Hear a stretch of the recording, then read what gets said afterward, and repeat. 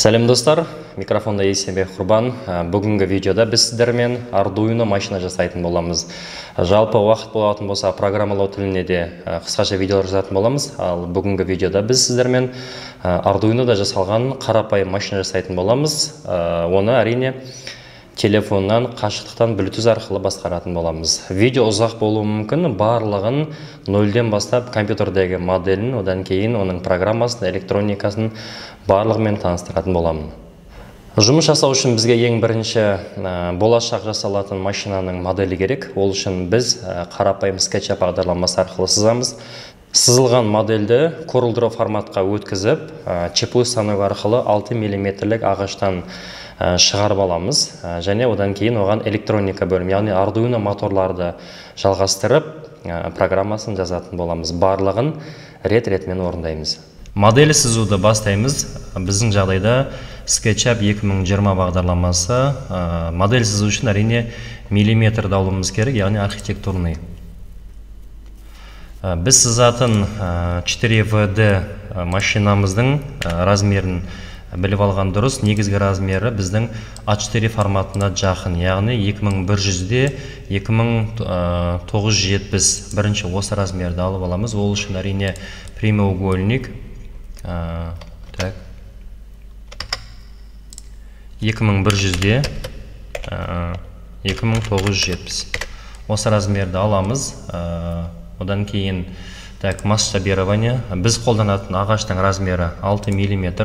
6 мм көтереміз. Негізінде ол қазір бізде үлкен болуы мүмкін, бірақ уақыт өте келе бірнеше бөлімдерін қысқартатын боламыз.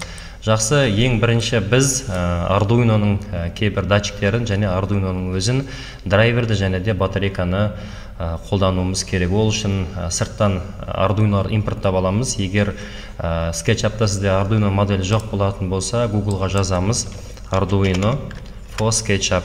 Бізде SketchUp'тың 3D Warehouse-ға кіретін болсақ, бүкіл Arduino қолданатын датчиктердің форматы бар. Сол жерден өзімізге қажеттіні жүктеп болсақ болады. Arduino Uno, әрине Models бөлімін басамыз. Бізге бірнеше Arduino модельдерін береді. Arduino Uno'ның осы форматынаңдай, менде SketchUp 2020 қазір загрузка болады. Болғаннан кейін осыны импорттап аламыз. Және де L298N дейтін драйверді импорттаймыз. Ол бізде екі моторды басқару үшін керек.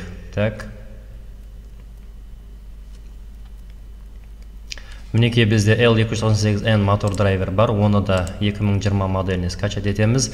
Және де бізге мотор керек. Мотор Arduino сар мотор 6 және 12 вольтқа дейінгі тоқпен жұмыс жасайтын, және оның колесасымен бірге алғанымыз жақсы. Мінекей осы моторды скачать етеміз. Болғандардың барлығын импорттап ала береміз. Қазірше бізде осылар ғана бар, қалған Bluetooth'дарды кейін қоя береміз. Файл, импорт, загрузки. Қазір бізде бірінші Arduino Uno бар. Мінекей Arduino'мыз негізгі размерін тексеріп көреміз. Негізгі размері 52 мм, яғни 5 сантиметрде 70, яғни 7 сантиметр. Arduino'мыз дайын. Енді моторымыз импорттаймыз. Импорт, драйвер L298N және де мотор. Импорт, мотор. Мінекей моторымыз. Әрине осының ішіне екі рет кіру арқылы тек қана мотордың ғана өзін аламыз. Ctrl-X, яғни вырезать, Ctrl-V ставить. Біздің жағдайда негізгі размерден қате кетуіміз мүмкін. Қазір тексеріп көреміз.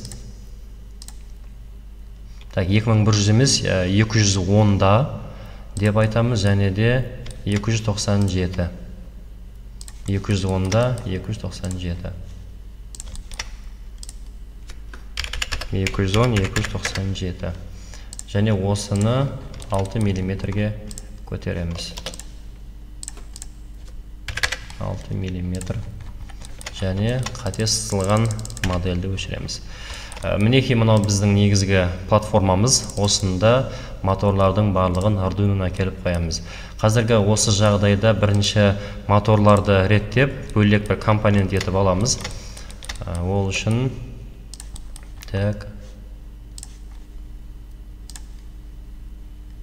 примерно алып қоя береміз. Осылай кіруі мүмкін.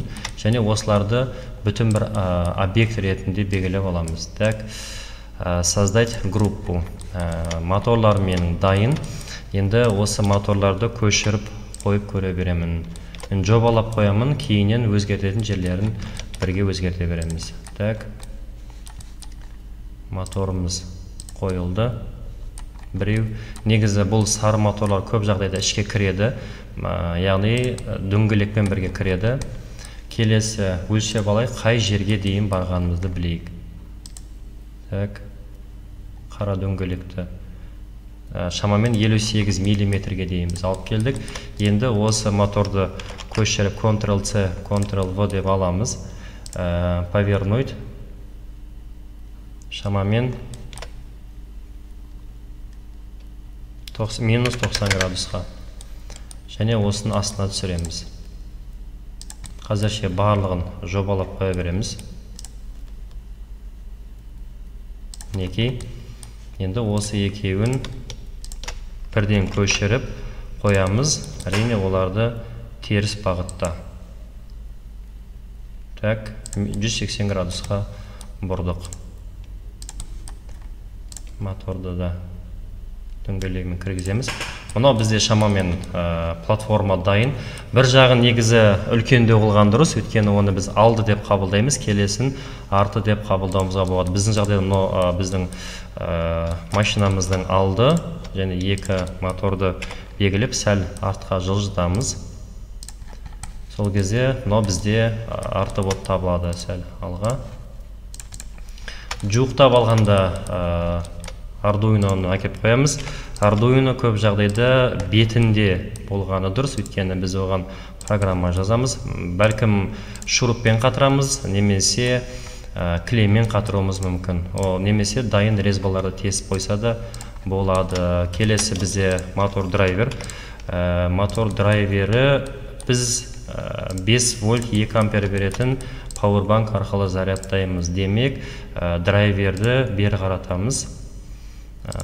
Және моторларды разъемдарынан бір тесік болуы керек, мына сымдар жоғары қарап шығу үшін. Негізгі платформамыз дайын, енді әрлеп немесе әдемілеу ғана қалды десек болады. Мынау бізде алды болады, сәл алдына жылжытамыз, Arduino'ны алға жылжытамыз. Енді кішкене рулеткамен жұмыс жасаймыз. Мынау бізде 210, 210-ның жартысы 105. 105 және де біз жылжытамыз, жаңа айттық 58 миллиметрмен. Енді осыларды овальный қылып алдын кішірейте салайық. Ол үшін біз дуга по 2 точкам дейміз. Одан кейін сторонаны примерно 50 сторона деп жазатын болсақ, Enter. Мына точкадан екінші точкаға дейін апарып көреміз. Примерно 16 миллиметр сыздық. Келесі 16 миллиметр. Мінекей овальный болды. Әрине овальный болған жерін алып тастаймыз. 6 миллиметр төмен және 6 миллиметр төмен. Енді мотордың іші кіретін жерлерінде мұқият болуымыз керек. Сол жерлерінде алып тастаймыз. Delete. Рулетка. Шамамен осы жерден осы жерге дейін біреу аламыз. Келесі осы жерден осы жерге дейін екіншісін аламыз. Және оның барлығын примерно 28 миллиметр кіргіземіз. Осы төрт бөлікті кесіп алатын болсақ, біздің платформамыз проект жасауға дайын деп айтуға болады. Біреу, екеу, үшеу. Біреу, екеу, үшеу. Біреу, екеу, үшеу. Біреу, екеу, үшеу. Барлығын алып тастаймыз. 6 миллиметр, 6 миллиметр, 6 миллиметр, 6 миллиметр. Платформа дайын болып қалды. Қажет емес линияларды өшіреміз.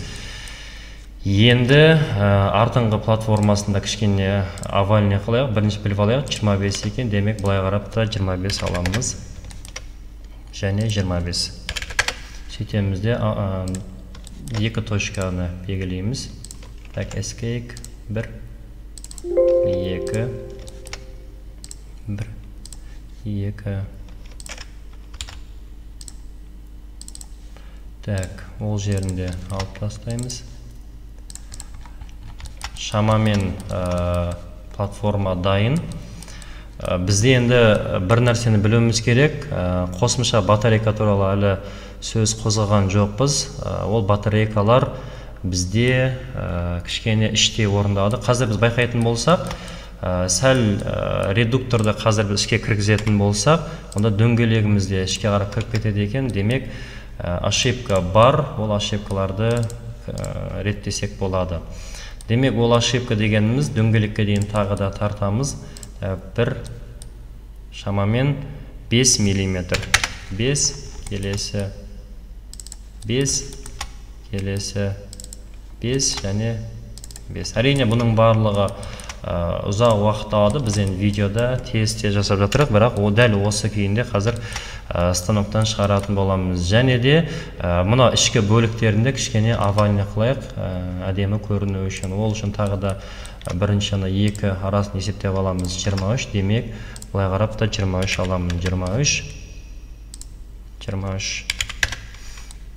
Есептеп көремін. Так, дуга по 2 точкам. Так.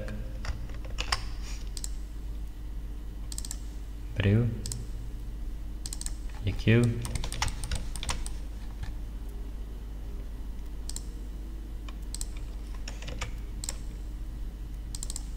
Біреу. Екеу. Әрине дизайн өздеріңіз қалаған етіп сүйерсеңіздер болады. Так, 6, 6, 6, 6. Так, тағы қай жерін өзгертсек болады. Жақсы. Енді біз бір нәрсені білуіміз керек. Батарейка қайда түсетін болса, сол жері бізде ауыр болады. Бізде батарейка ортаға түссін. Олай болатын болса, драйверді тағы да жылжытайық. Батарейканы да клеймен немесе басқа бір әрекеттеп жабыстыратын боламыз. Өйткені ол бізде перезаряжаемый литионный пауэрбанк. Осымен негізгі қаңқасы аяқталды десек болады. Осы форматты қазір біз 2D-ға айналдырып ЧПУ станоктан шығарамыз. Так, ол үшін барлығын компонент қылам. Создать компонент. Так, Ctrl-C, Ctrl-V және пустой лист сызамын. Пустой листқа кесілген размерді саламын да, бұны астына түсіремін. Неге астына түсті? Выделение, барлығын белгілеймін да. Пересечение грани с моделью. Так, сыртын өшіремін. Мінекей, мұнау менде 2D бар болғаны сызық қалды. Экспорттаймын. Export DXF or STL миллиметр. Так, линия, lines форматы сақтайым. Рабочий столға untitled етіп түсе берсін. Окей. Так, обновить. Untitled CorelDRAW форматын ашамын. Сөйтемде бұны бір тексеріп көрем. Барлығы дұрыс болатын болса, экспорттаймын. Так, мінеке H4 форматқа өзде келді. Бұны объединить етем. Болғаннан кейін экспорттаймын. Ctrl-E немесе файл экспорт DXF AutoCAD. Рабочий столға шамамен былай деп жазайық. Машина, экспорт. Окей. Енді осыны флешкаға өткіземіз. Мінекей Масина болып кетті. Форматын байқасаңыздар DXF. Осыны флешкаға өткізіп, ЧПУ станок арқылы